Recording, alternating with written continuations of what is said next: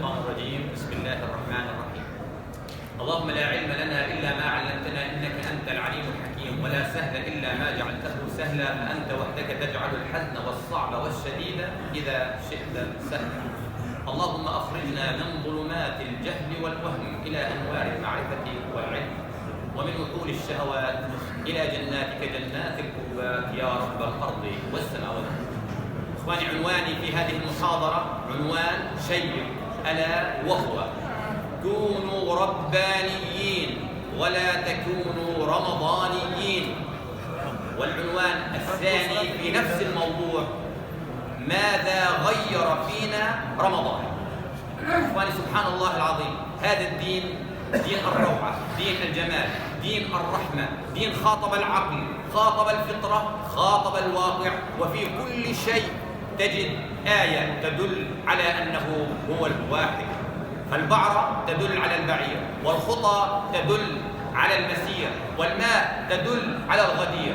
بحار ذات أمواج، أرض ذات فجاج، سماء ذات أبراج، ألا يدلان على اللطيف الخبير؟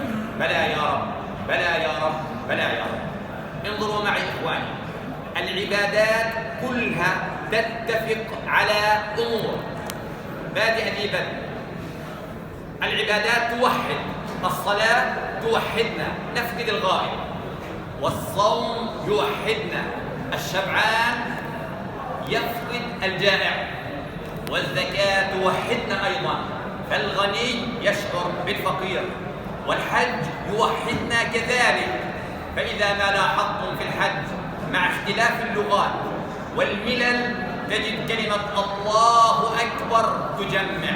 وأنا قلت كلمة من قبل، ألا وهي أحد المفكرين الغرب حينما رأى 5 مليون يصطفون بكلمة الله أكبر تكبيرة التحريم، ماذا قال؟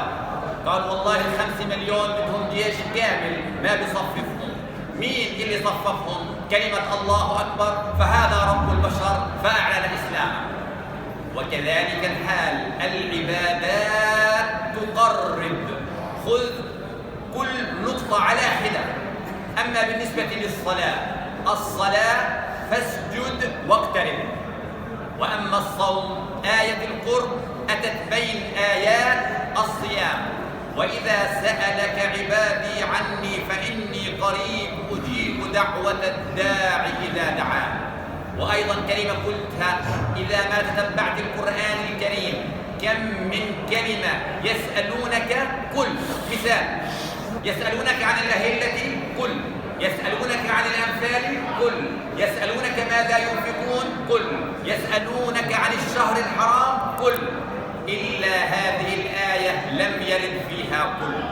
فملك الملوك ليس بحاجة إلى حاجب ولا بواب. بينما ملك الدنيا بدك تزوره، بدك موعد، وبعد الموعد في حاجب، تحط تليفونك في صندوق وإلى آخره. لكن الله عز وجل يريد منك طهارة، ومن ثم طهارة القلب. وأقبل على الله واسأل الله ما شئت، واسأل الله ما تريد، سل تعطى.